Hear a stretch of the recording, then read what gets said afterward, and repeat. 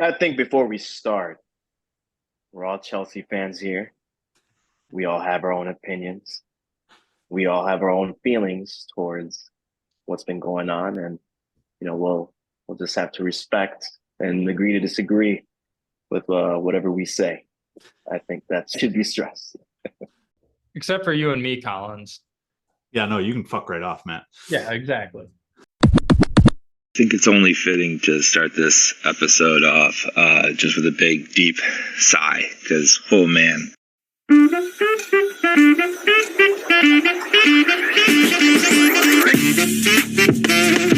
Oh, you are teeing this up so good.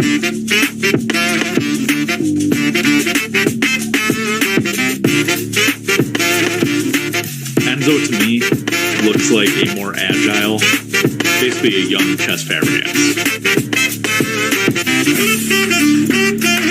It's a Rolls Royce, man. Gotta sell it.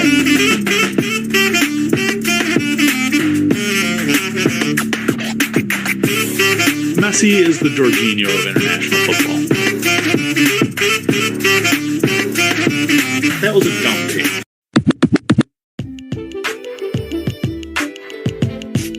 The flag stays down! Welcome to another episode of Flag Stays Down podcast. Somber week this week. Getting just shat on all week by two very mid clubs. But hey, we're pretty mid ourselves, right? So full house plus one this week. You got myself, Andy. You got the usuals. You got Matt. You got Parker. We're also joined by Milwaukee Blues. I don't know, head honcho, kingpin number one, Mr. Showtime himself, Hector. Hector, we'll start with you. How you doing, buddy? Well, I'm a Mexico and Chelsea fan, so yeah, we've seen better days. How are you guys doing? Good. Just busy day today, at least for me. Collins, you're over helping move some big stuff in my basement, which I thoroughly appreciate.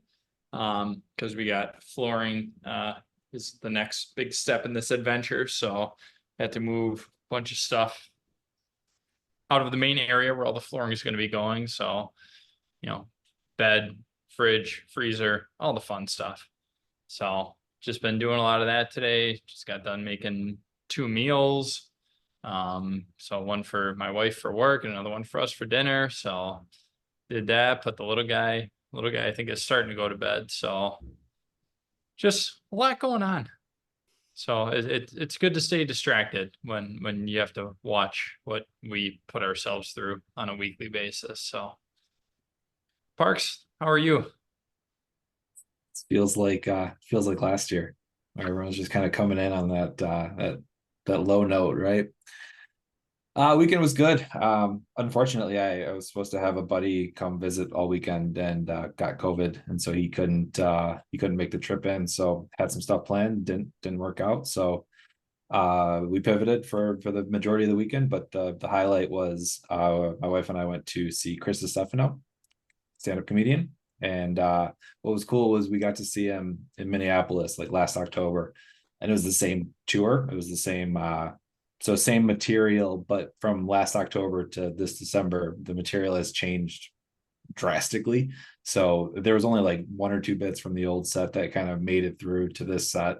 But those bits have been completely morphed and changed. And so it's kind of fun to see how a stand-up works bits out and changes things up, changes the wording. You realize how a story can be kind of fluid, and you can change details to a story to play to a crowd, and so you pick up on some of that stuff. But it was overall a fun night. Anytime you get to go downtown, see a show, grab some dinner, things like that, a couple drinks. So overall weekend was good. Just obviously I don't need to belabor the point. The boys were not. So we'll chat through all of our feelings and I guess how we see the club going forward, right, Collins? Oh yeah.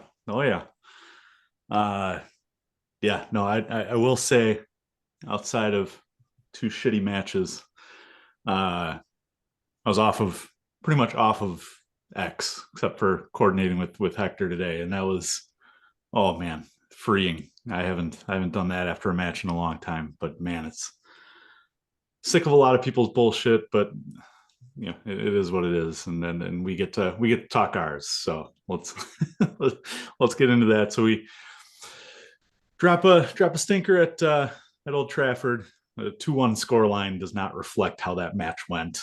We talk about Nico Jackson could have scored 6 at Tottenham. Boy, man, you could have scored 6 in the first half against us.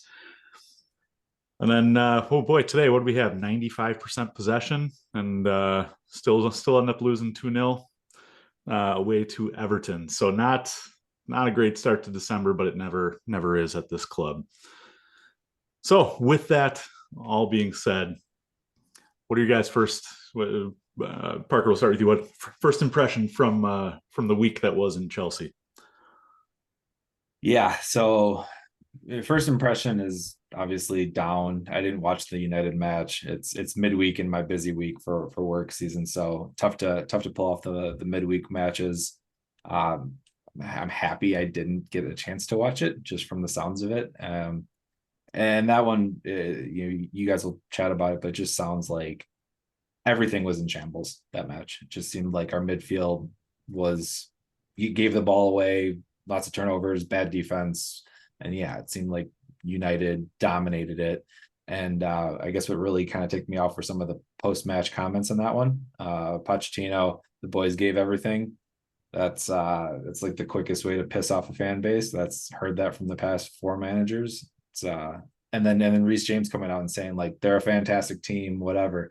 And then United come out this weekend and get shit on.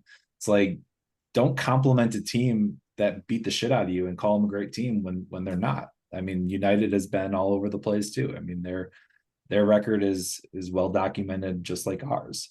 It's like when teams lose to us, they don't call us a great team. They say what went wrong or whatever. It's like, call it what it is. Don't beat around the bush. So that kind of pissed me off. So I'll start there. I'll kick it over to you, Hector. How are you feeling? Well, the season's just been pathetic. The fact that we've relied, well, not we, Pochettino has relied on one player who got injured during preseason. Thank you, Bears, Soldier Field. The fact that he's relied on one player and changed up his tactics is a joke. We got the draw against Liverpool, which we looked decent against. We lost to West Ham right after that. A couple other matches in between, and then we drew a tough Arsenal match, which we could have won. Then we come back after the Arsenal match, and then we lost against who was it? Sheffield? Was it Sheffield? No. It might have been Sheffield, no? One of those lower ones.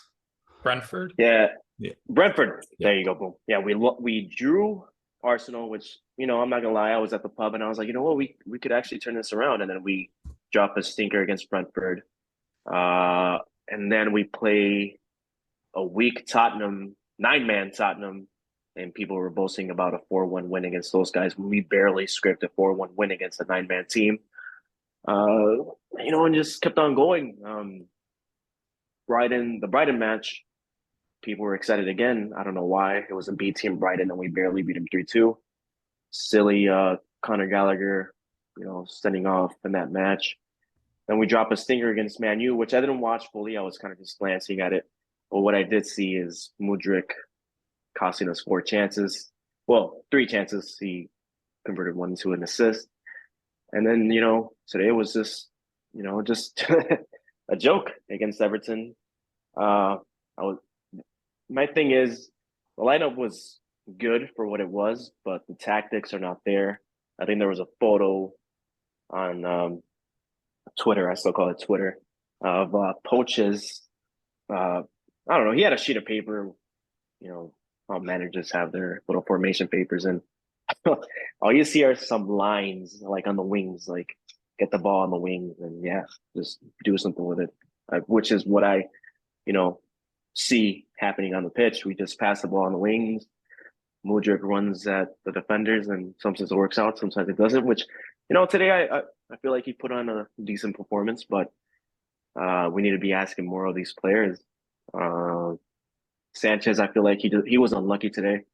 He had a couple of good saves. James, I could say a lot about James.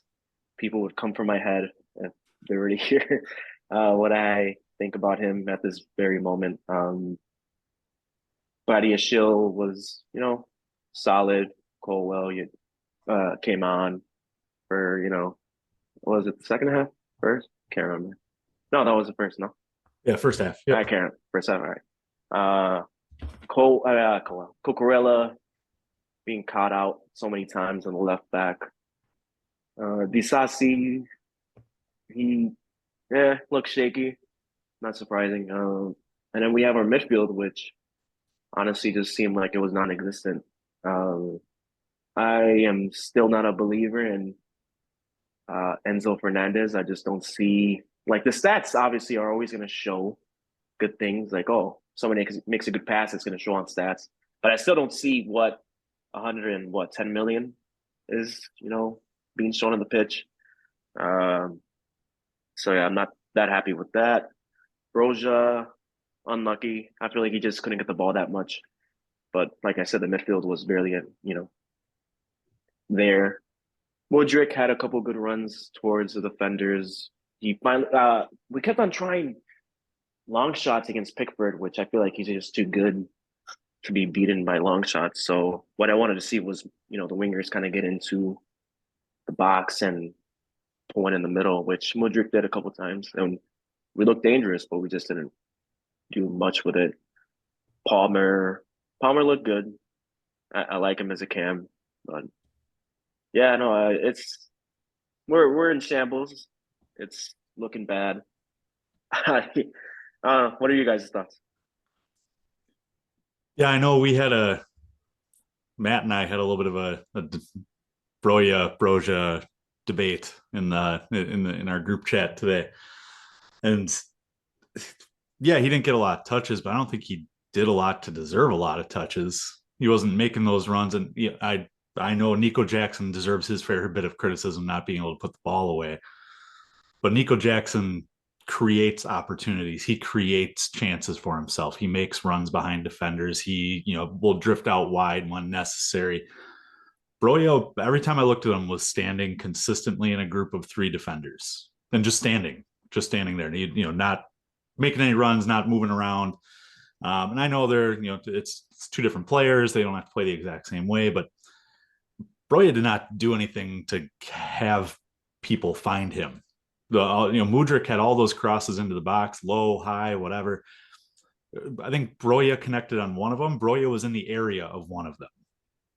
And that's not what you want to see out of a big guy up front or up top. So he did not impress me today. And I understand Nico Jackson needed a break. But Broya just didn't do it for me. And honestly, I think Cobham in general has not been well represented the last couple of weeks. So my thing with Broya is, he's not Nico Jackson. He doesn't have that speed to, get in and make a lot of those runs. What I did see early on was him kind of making those diagonals, being able to body people and still push the ball forward. When he was doing that, he looked good. He looked strong, but there was nobody that he could play off of because everybody else was still so far back. To me, he was on an island the entire day. That's kind of how I felt. Everything was either going to Mudryk or Palmer. We try to run it back in the middle. This 1-touch, 2-touch stuff. Like, how many times did we lose possession? Not just Broya. I know he lost a lot, but Mudryk too. He lost a ton of possession. So it's all these different things that we're trying to do, and they are not working. I think for Broya, I wasn't impressed by him. I thought he met my expectations. I wasn't expecting the world of him. It's his first Premier League start in over a year. I'm not surprised, but at the same time, I didn't think he did bad. But again, it's Nico's been in a poor run of form lately. Yeah, he needs a little bit of a break, I think, physically and mentally, right? Because he's wasted a lot of good, clear-cut opportunities over the past month. Like, he just needs a little bit of time to reset. And all we have is Broya. Throw him out there, give him a chance. Otherwise, he just comes in like the 85th minute of a game and we expect him to do something. Well, he's probably not going to be doing much. He was out there. He was physical. He drew, I don't know how many, 3-4 fouls in decent positions. Like, he was bothersome. And the fact that, Collins, you said like he's not necessarily not in the box, but just not in the right spot in the box. Who else was there? Nobody. A lot of times it was just him in the box. And I noticed this, forgot when it was, maybe like the 70th minute or something. Anytime our wingers go forward and try to play a cross in, they're always looking for the cutback. Always. So you could basically leave Broya unmarked. As long as you're covering the cutback, you're fine. We've tried that so many times during this Everton match. It was painful to watch. Further to that point, Matt, I think Mudryk is most guilty of this. He just likes to put balls where he thinks people might be. He doesn't seem to like look up and pick people out. He makes runs. I mean, the first 40 minutes when Ashley Young was still in the game, Mudryk had 5-6 opportunities down that left side where he was able to create something for himself or get a ball in the box. And there's no one home. And I just feel like we kind of hope and pray that balls find people's heads or feet when we don't really look up and see where guys are going off of it. I wasn't happy with Broya today. I didn't think he did much of anything good, but he's not the only problem for me. So while we talk though, I wanted to bring up one thing about tactics, because tactics get talked about a lot. The one thing, like lineup wise and tactic wise, I don't like, and I've said this before, but like Enzo playing as far up as he did today doesn't seem to work, because Enzo's shooty boots aren't very good, and it just kind of like takes away what he's good at and changes it in for something that he's not as good at. So thoughts on Enzo playing up the pitch? Is there anything I'm missing here that anyone else thinks is valid with him playing up? I mean, I don't see why you don't play Connor in the same position. I don't know why those two weren't swapped. I don't know why Connor wasn't pushed further forward, to be honest. Connor plays well either up the pitch or behind, in my opinion. People were crying about Enzo not playing up the pitch, and now that he is, I still don't see what he's bringing up there. So, yeah, I don't know with Enzo. It's tough. The price tag, people are always going to be like, oh, I'll give him time, but eventually that time's just going to run out. And, same with Mudryk. A lot of people were like, oh, he's off rhythm when he came in to Chelsea. And now that he's had a lot of minutes to, settle in, he's still afraid when he has the ball. I know he made that comment the other day saying the people get excited when they get on the ball. I'm like, all right, cool, man. We'll do something with it, make it, valid, validate their excitement. But I still don't see much from Mudryk. I don't know. I think he needs to, I don't know. I don't know what Mudryk needs. Maybe a shrink, something, because you could tell that he's scared. He knows that the world is watching him and expects a lot from him, but he's just not, delivering. Yeah, but it's tough. But I mean, one of the few players that looked good for me today was Gallagher. I just feel like he holds it together. Now, I don't get the hate for Gallagher. I feel like he's the most improved player on the Pochettino. And he's just delivering, in my opinion. Obviously not last week against Brighton, when he got that, setting off. But I feel like he has shown more than Enzo and Caicedo, if I'm being honest. I think he's just solid. When people always release like, oh, this is my preferred lineup, and they always try to take out Gallagher, I don't know. The midfield just gets worse. That's just my opinion on Gallagher. I feel like he's for sure the one player that I would not take out from the starting 11. I feel like anybody else you can take out anybody else except for him. Well, so Parker, you mentioned Enzo and Hector, you mentioned Gallagher, and we've talked about other players being out of position. Palmer as a cam instead of a right winger like he was today. And Hector, you touched on early here in the pod about Pochettino changing formation, changing all that from preseason to now, and obviously with Nkunku out and Lavia joining and then being injured, like there were changes that he, I guess, saw as necessary. So tactically, what do you go back to? Do you go back to a formation like we saw in the preseason? I just don't see what the sudden or what the fix needed is in terms of the lineup and the formation. I don't see Poch, like, regardless of what formation he uses now, I don't think it just helps him. There's just nothing. I just don't see anything from him in terms of, the style of football that we're playing. Like, yeah, we've shown bits and pieces of it against Arsenal and Man City, but then we just disappear. I don't get it. Our physios are trash too. Our players are always getting injured, and so I don't know. I'd rather, we get rid of him, but it's just going to be another cycle of Bowley finding some other manager that hasn't proven himself. Because we get rid of Tuchel, that's one of the first dominoes that fell down. Getting rid of somebody that's won and proven himself was the dumbest thing he could have done. Then you bring in Potter, who, what do you do? He made Brighton look good for a couple months. You bring him in and he, turns it around for a little bit, and then he goes, it goes to shit. Then you bring in Lampard on, props to Lampard for taking it, but it was already a ship that was underwater. So I can't blame Lampard too much. And, when the brewings of us getting another manager were going on, I was excited to see Nagelsmann just because, he was a young manager who, he's already proven himself. He's won a couple trophies, and then they're like, oh, no longer Nagelsmann. We're actually going to go for Pochettino. I was like, what the fuck? Like, at first I was, all right, cool. No, actually, no, I was not happy about it. I was like, what the, this guy, he barely won the League One.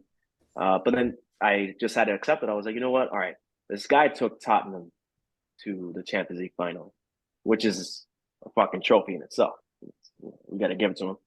But I guess at the same time, we're kind of just settling for, in my opinion, mediocrity. He just hasn't won much.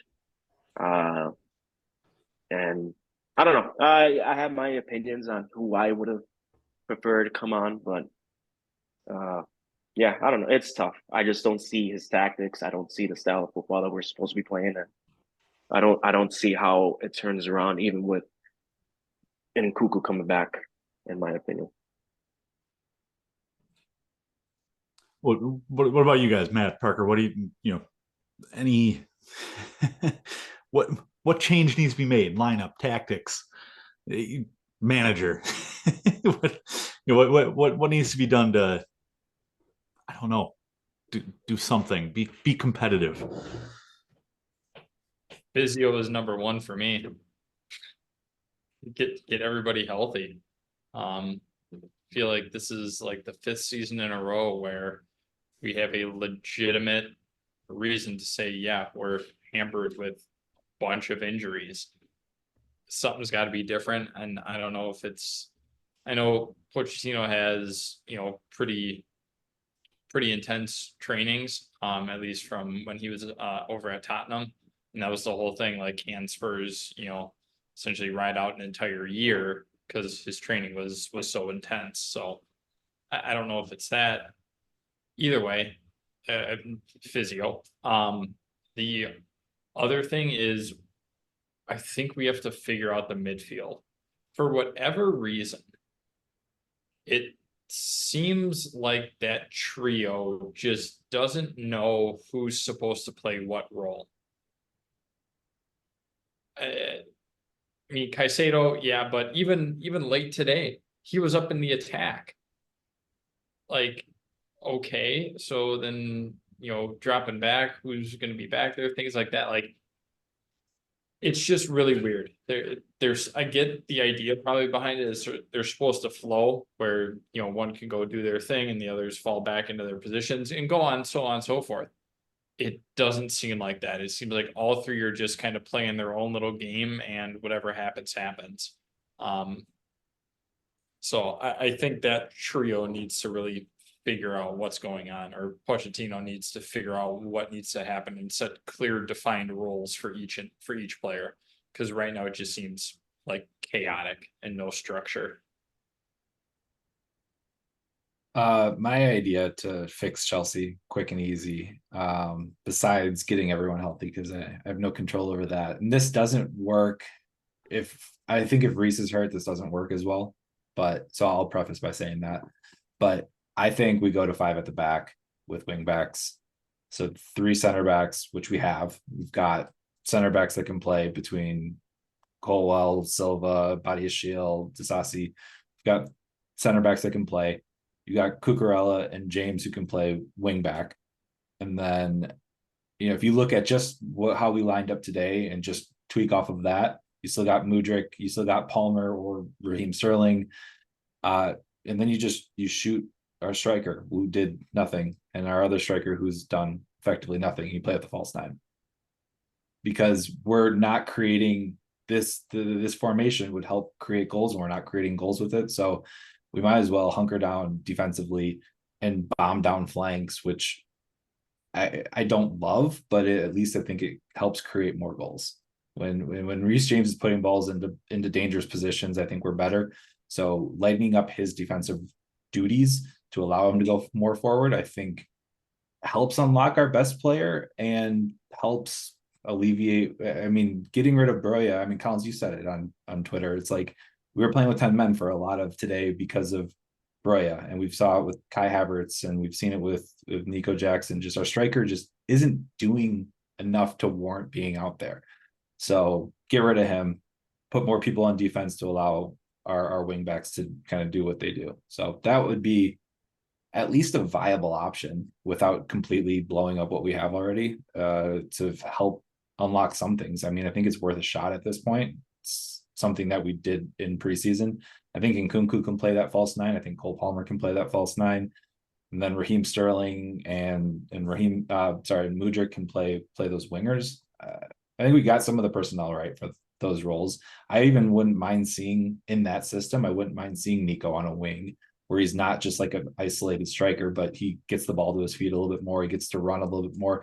Nico's fast. I mean, he can do some of those same wingery things.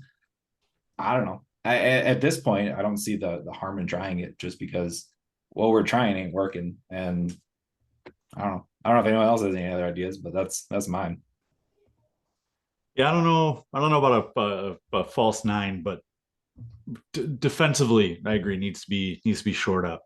And even if it's not going to a back 5, just pick a damn back 4 and stick with it. All this rotation is fucking ridiculous. You know, and drink for the baseball reference here, but you see a bad team in baseball, they have 130 different lineups over the course of a 162 game season. The good teams stick with the players who are good, or at least who fit the system, right? Pick your center back pair. Honestly, if Thiago Silva is going to be in there, then put Fofana with him. Put somebody a little bit more put Colwell with him. Although I'm not high on Colwell right now. Somebody a little bit more agile. I didn't mind the Disasi Badiashile pairing today. I think Badiashile's still looking a little rusty, coming off an injury. And Disasi is Thiago Silva-esque. He's very blocky. He's very not good at moving. But then, you know, with the Manchester United match, Cucurella is our best player on the pitch. Keep him on the pitch. Why are you subbing him off? It's just stupid shit defensively like that leads to these stupid goals we're giving up, because we're scoring enough goals. We score a decent amount of goals. Hell, 10 times more than last year, I would say. Shore up that defense, and these 0 points, these 1-pointers are going to start turning into 3-pointers. But it's all this stupid rotation that's just driving me crazy.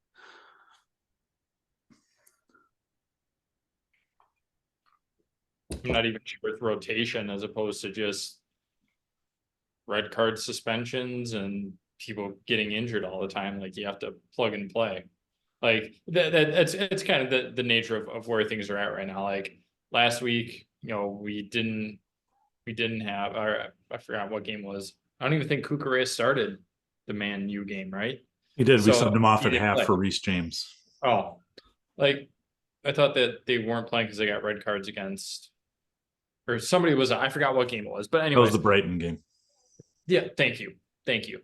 But like, yeah, you have those things happen and it's like whatever, but there's just plug and play. And Colwell, is he better at left back or center back? Right now, I think he should be back on the bench. But who knows? Silva needed a break. Like Body Shield's coming back. Fofana's hopefully coming back. Disasi is kind of doing his thing. We don't know. Malo Gusto, I wish he was back. I don't know what, I haven't looked to see what kind of his issue is, but we could definitely use him. But no, and Chilwell being out, so now we got to move Kukurea to the right, and like there's just so many like plug and play, and not in a good way, right? But Matt, right there, Kukurea is the one of the only healthy wingbacks at the moment. We see him on the left, we see him on the right. We don't see him consistently in one position. Make up your damn mind. Is it Colwell at left back and Kukurea at right back, or is it Disasi at right back and Kukurea at left back? Like, stop switching it up every damn game. No one knows what the hell they're doing out there. Well, I hate Coel at left back. I think it's so stupid. Yeah, Agreed. I think he's a center back. Keep him as a center back. Who else did you say? Disasi at right back. Oh my god, it's so dumb that we have to, go to these dramatic fucking changes. I like the idea of a 5 at the back, but there's nobody that can be on the right. Gusto's injured. James is injured. Is there anybody else that I'm just not thinking of? Well, where's Ian Matson? God, for some reason, Pochettino just doesn't want to use him. We have all these other players that are injured. Chalobah, which should be leaving for some reason, but then I saw a rumor that we're going to go for another center back. Like, why not just keep Chalobah? But I'm kind of done with Silva. Like, I love the guy. He's a legend. Respect to him, but he's just too slow. He's not fast enough to react to these fast Premier League players anymore. It's a shame. It sucks, but the guy's 39. We can't expect so much from somebody at that age. Like, and the thing is, he has one good game, then the next he's shit, and then good game, shit. Like it's a cycle with him, unfortunately. But it's not his fault. Like the fact that Pochettino has been relying on him. Today was the first time that he's gotten some rest in God knows how long. I Silva, respect, but he's done in my book. I liked today's center back pairing, but the team is just not producing up front. And the first goal, unlucky. I feel like Colwell could have done more. He kind of just tried standing there with the block after a good save by Sanchez. And you have Petrovic, unlucky as hell as well. He gets the ball out, from the corner kick, and the Everton player is there to take a shot, and he scores. And it's unlucky. Today was unlucky in terms of defense. Like as soon as James went off, I knew that the game was fucked right then and there. I was like, oh shit, here we go. Put that man in a bubble because James is getting injured week in, week out. And like Matt said, and like I said before, fire all those physios. God knows what they're doing. Get a priest in there, pray for these kids because it's fucked. We're fucked.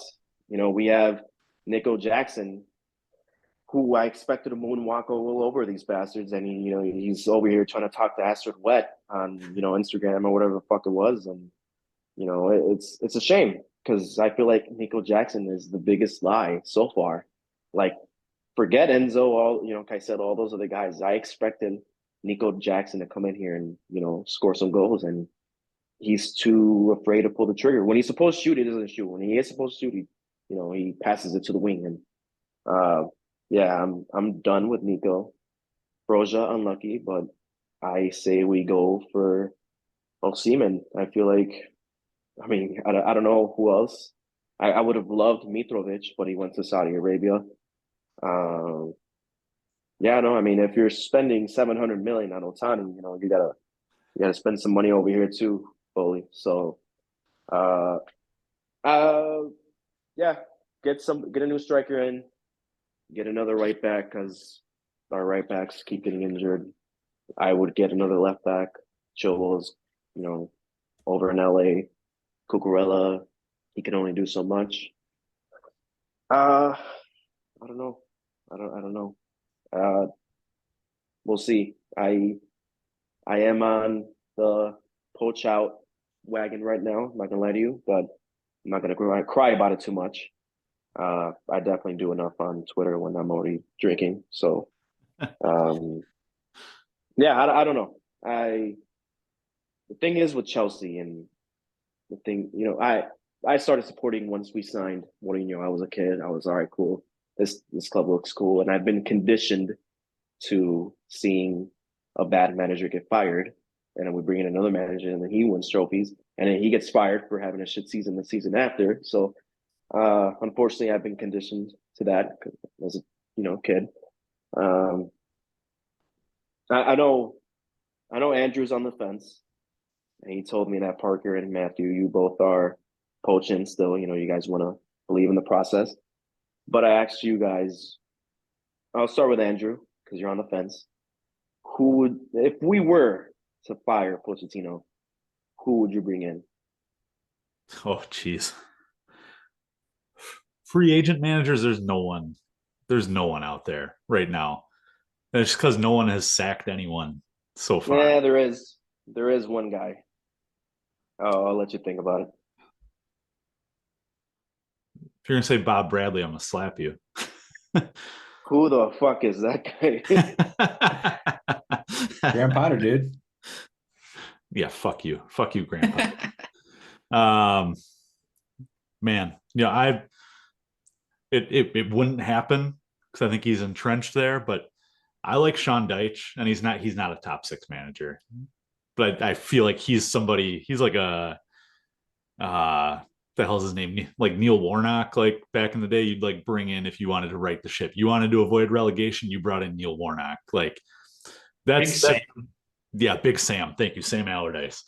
No, I like Sean Dyche, and he would be my top interim manager. And then when Mourinho's contract runs out in July, that's my guy.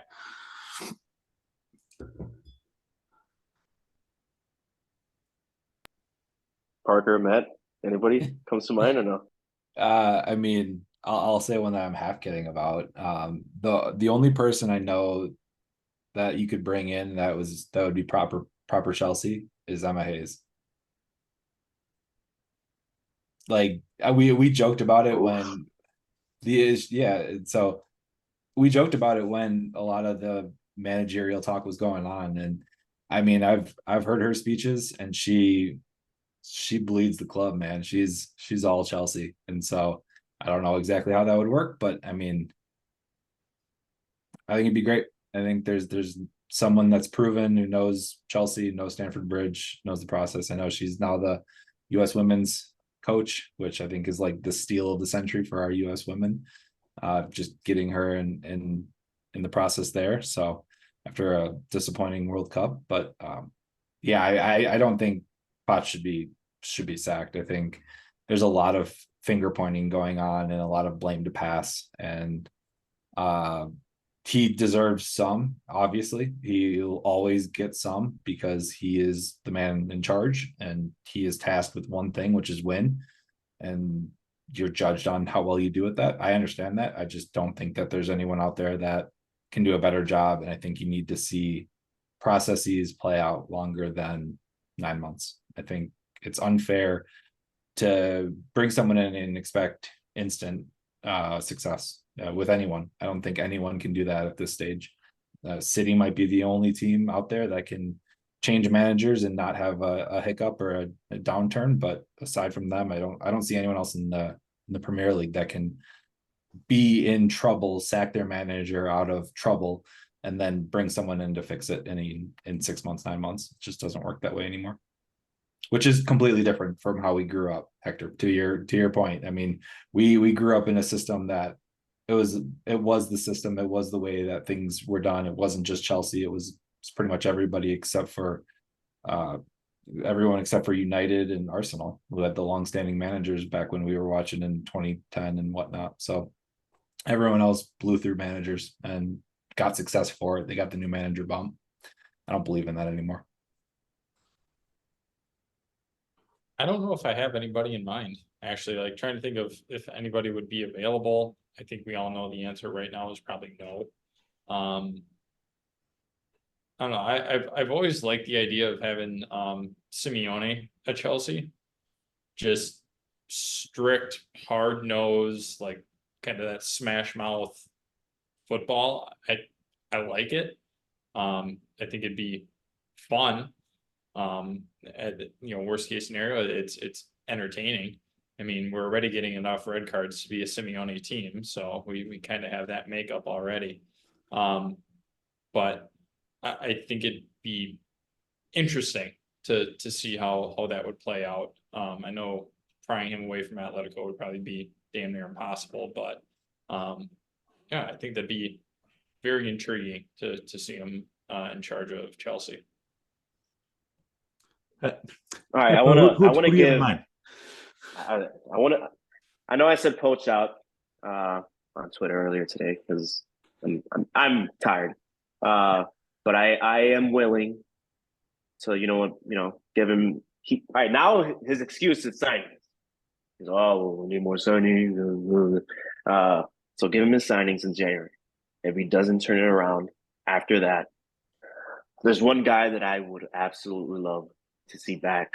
Mourinho, I feel like is a dream, Andrew. I would love to see him, but there's one guy out there, and he's probably eating some pizza, scusi, ciao. Antonio Conte, I feel like would be the man that I would bring in if Pochettino doesn't turn it around. Who was it that was saying? Matthew, was that you about Simeone, right? You said that he's strict, strict manager, and that's what you get with Conte too. He came on, he implemented it. Well, no, he didn't implement his gameplay first. He kind of, try to do what the team was already used to, which was a 4-3-3. And then he saw that it wasn't working. And unlike other stubborn managers, he switched it up, tried his 3-4-3, and you guys know the rest. He won us the Premier League. He got us to the FA Cup final that year. The year after was unlucky because, again, one player left, and for some reason the team went, into the trenches. But he still won us the FA Cup that year, and I think it was unfair for him to get the sack that summer. But I would love to see him back at Chelsea. I just feel like he would bring so much. The tactics alone with Conte would be a breath of fresh air. People are like, "Oh, he wouldn't come back to Chelsea," blah blah. But that was under Abramovich, who he got sacked by. This is a new ownership, so obviously it's just me talking shit. Obviously it's not going to happen, but I would love to see that happen. I think he's the one manager out there that's, I feel like teams should be jumping at him. I don't know why they haven't, but the football that Conte implemented was just beautiful. I'm a counterattacking guy, so the counterattacking football with him was just straight to the point, one touch football, boom, boom, boom, goal. So that's one guy that I would love to see, in my opinion. Obviously, like I said, I'm just talking shit, chatting shit, whatever. I do like the Conte call, except that I don't think him and this ownership group it'd be worse than this ownership group and Tuchel. Those two would be at each other every damn week. But I agree, he was hard done by getting the sack at Chelsea, and I agree. I like the system he played. I like he's a bit hard nosed. Doesn't he doesn't take any shit.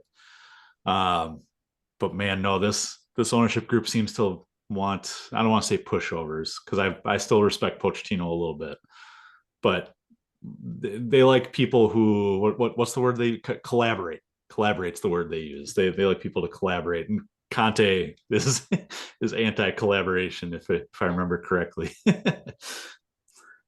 I love that guy, man. I was really pissed off when I woke up and I saw that he was sacked. I was like, what the fucking? I don't know. I like I said, I'm just talking shit. We're in the trenches. Just nuke the club at this point. Just nuke them. Right. Fire everyone. I don't care anymore. Jesus Christ. Well, one thing, go ahead. yeah, I was just gonna say one thing, like I would like to see out of this manager or the next. It seems like, yeah, every time we play against a lesser side, the commentators all talk about how they all work for each other, they all know where each other is going to be, they all give kind of an extra percentage to bail each other out and be there for each other. Watching this team play against Everton, only two players came to mind that kind of do that for us, and Cucurella is one, and Conor Gallagher is the other. Like those two are the only ones that like legit bust ass when beaten and like try to get balls back in situations and try to work for each other and like, I don't know, play for each other. Everyone else kind of just seems to be doing a little bit of their own thing. And like, I like Mudryk a lot. I think he brings a lot to us, but Mudryk is the epitome of that sentence, where I think he just head down kind of just does what he wants to do and just thinks like, I'm going to try to take this into my own hands a lot of the time and try to make something happen, which sometimes produces good results, sometimes not. He gets dispossessed a lot. Sometimes he needs to recognize when he has three guys around him, and sometimes he needs to know when he's got Ashley Young on him. He just needs to burn, like just that situational awareness. But I feel like he's very much, I have an idea of what's going to happen, and I'm going to execute that idea. I would put Cole Palmer in my sort of pseudo on my list of guys who kind of bust for it, but everyone else, man, it just kind of seems like they're going through the motions, and that's what's been most deflating for me watching this team. I can live with 4-4 draws when we bust ass against City. I can live with those situations.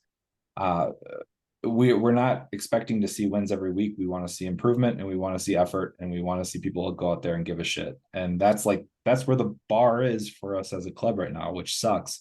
So when we don't get to that level, people get really pissed off. And that's where I think a lot of people's frustrations come in. At least that's where my frustration comes in. So whoever comes in, if someone comes in, or if Poch has the ability to control it, I want someone to really like unify our team. I want someone to help instill that brotherhood of covering for each other and busting ass and playing fast and playing hard-nosed football.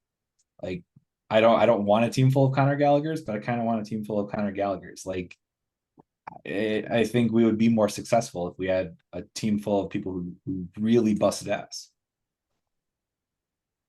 Wait, before I forget, shout out to Jaden on Twitter. He's gonna give me shit for praising Conor Gallagher. But go suck yourself. All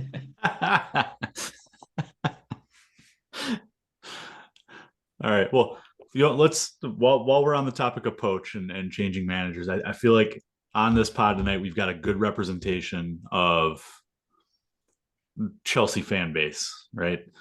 You've got me on the fence. You got Hector who's Poch out. Matt, Parker, you guys are still trusting the process, right? I think we've got the whole spectrum covered.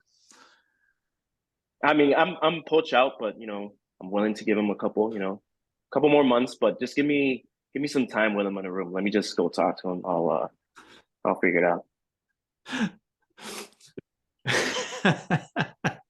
Poach out to dinner with Hector so you can chat with him. That's what. Yes. Poach out to Highbury with Showtime. There you go. Poach X Milwaukee Blues, like it. But here we go. I guess make your case behind what you guys believe in here, because there's a lot of people, and Twitter, X, whatever you want to call it, is notorious for this one line poach out, one line poach in, trust the process. No one ever gives, no one explains shit, right? So this is our opportunity to do so. Why do you guys stand in your position at the moment? For me, we know what he's done with Tottenham, right? Kind of bringing him back from the seventh circle of hell. He's done a damn fine job with Tottenham. I think the whole idea, and Collins, you talked about this when we were kind of doing preseason and kind of like right around he got hired. His biggest thing is working to develop these young players. That's something that he does very well. He did it very well with Tottenham. That's what our team is, with the exception of Thiago Silva and his Walker. We are a very young team. These players need to develop, and you want to get somebody who can develop players. We talked about this when we spent the over $1 billion or whatever the number is. A lot of that is invested in youth, not necessarily people that are going to play right away. Like, yes, you have Caicedo, Enzo, and Mudryk, right? You have those three. Everything else is stuff that it's building for the future. I think with that kind of mindset, and if that's ownership's plan and you signed on with a manager who said, yes, I am on board with this plan, there has to be some sort of leeway as far as, like, you might not see the results right away, but the players are going to develop. I think that's what's happening here. So it's not so much like poach in as much as it's like, who else but poach? Like, and like you gave the guy kind of free reign to do what he wanted in summer, right? You gave him the war chest. He did what he wanted to. Now he's working on integrating them and developing these young players, which, again, we look at this team like they're all professionals. They are, but they're also very young. We have to keep that in mind. I think we're kind of in the midst of it. Like we've said numerous times, it's growing pains, right? You got to learn to crawl before you can walk. I think that's where we're at right now. Like we are literally at a crawl of trying to get this crop of young players together and having them show the best versions of themselves. That's not something that happens overnight. Hell, that's something that rarely happens in 6 months. That's something that happens over time. And I think that's where we're at right now. It's part of what was drawn out in this long project. You saw like Disasi when he came on. He's like, yeah, I talked to Benoit and he told me about the project. I wanted to be a part of the project. Everybody knows it's not going to be perfect day one. It's going to be a process. So for that reason, I think you have the right guy in charge. I think you're not going to see the results right away. It's something that the club has agreed. Yes, we know it's probably going to be ugly, but we do understand that we're giving this time to see how it actually pans out. The only thing I'll add quickly is just, I think if you move in a different direction today, it resets that process. It undoes a lot that has been done. And Poch has, I think, the team, even though the results don't say it on paper, I think we're in a better spot right now than we were last December. Like playing a better, more enjoyable style with people who I believe in more than the team that we had. We've said it before. We're looking at like the midfield that we had last year versus the midfield that we have this year. I'd rather have our midfield this year for the future. So it's a lot of what Matt said, and I just think changing it doesn't solve any of the problems.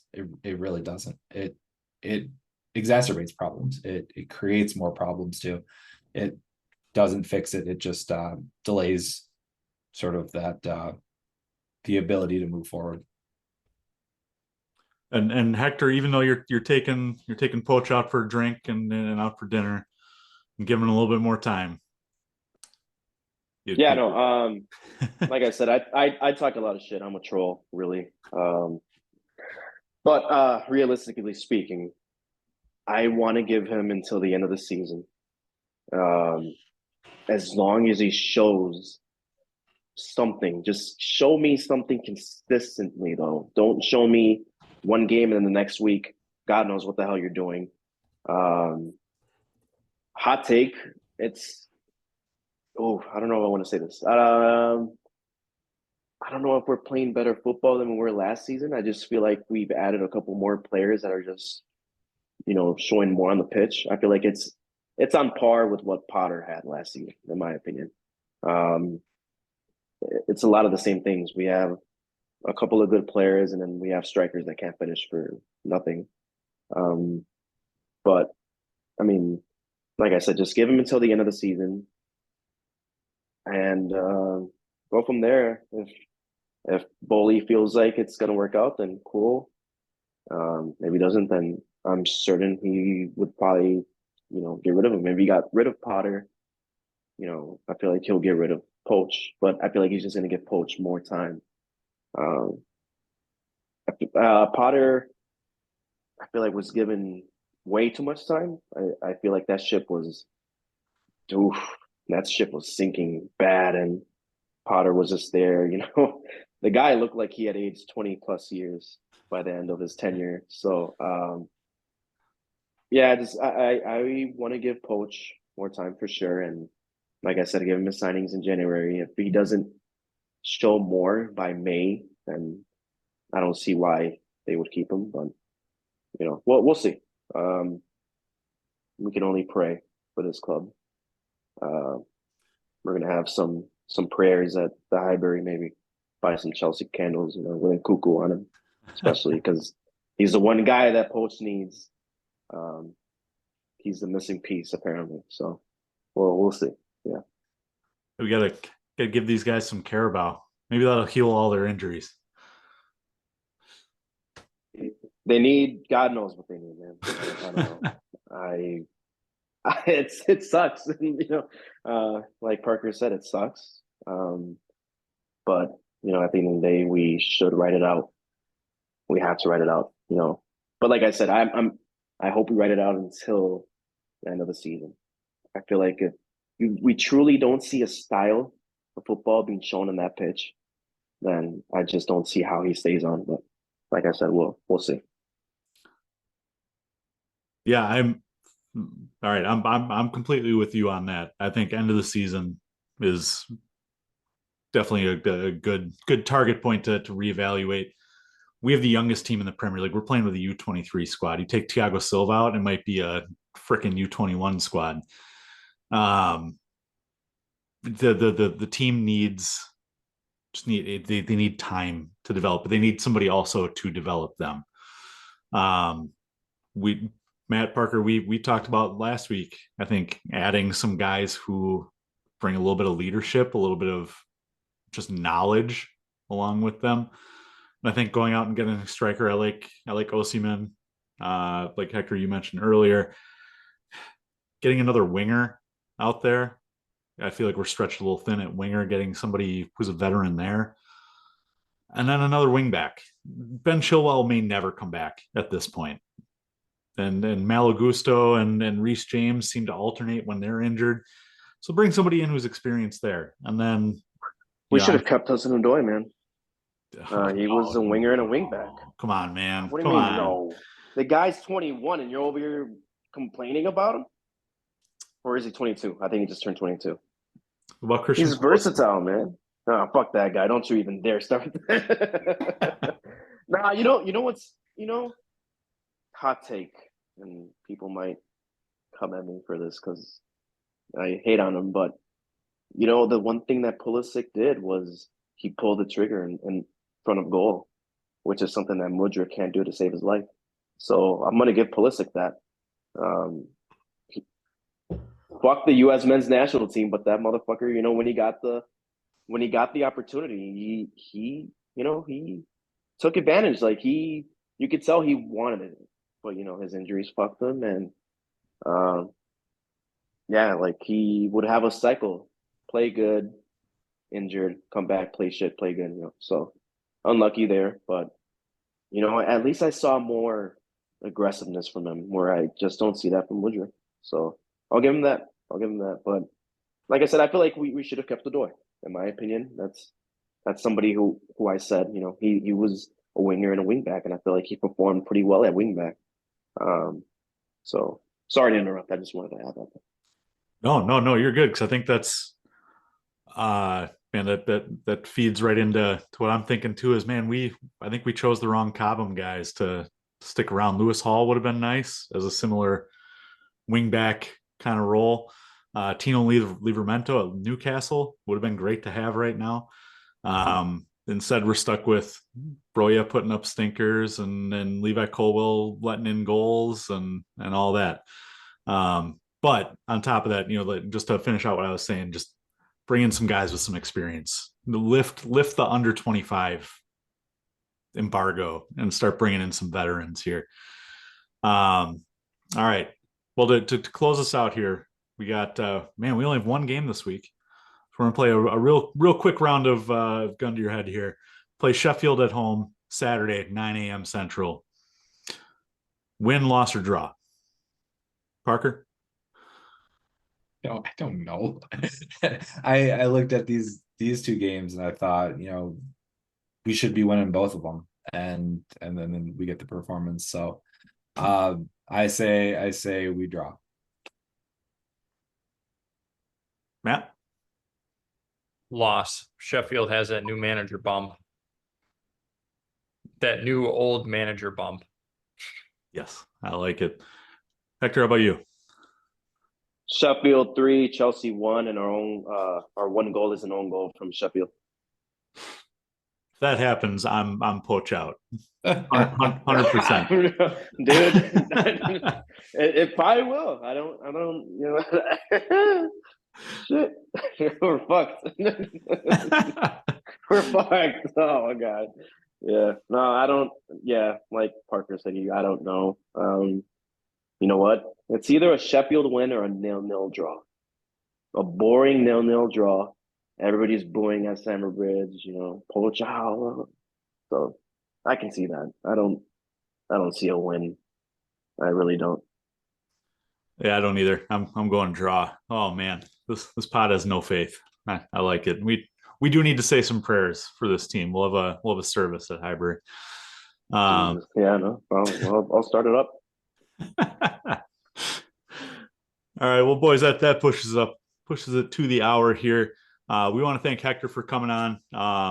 As Fuck always. the Dodgers. Go ahead. Fuck the Dodgers. Just want to add that. Can Shohei Ohtani play striker? That's my question.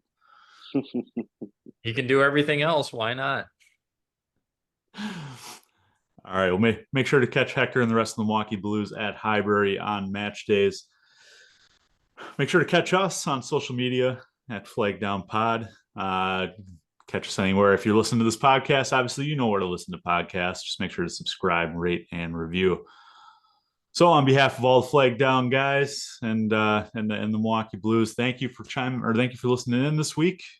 And boys, man, cheers to, I don't even know, just cheers to today being over. No more game day bucket goes boom. I'm fucking done with that. You have cursed us with that. Jesus Christ. That kid pisses me off so fucking much. Jesus. That's the worst ritual I've seen on Twitter. Like, why? What came in? Like, what possessed you to use that? Out of all things. Fucking lady. So Game day stupid. bucket goes boom. It's Fuck, so stupid. man. Look at what you've done. What is that Jeff Goldblum quote from Jurassic Park? Your scientists were so preoccupied with whether or not they could, they didn't stop to think whether or not they should. And that's what you've done. You've cursed us, man. I want you to know that. Oh man, no, it's not going away. Fuck you. Oh, fuck's sake.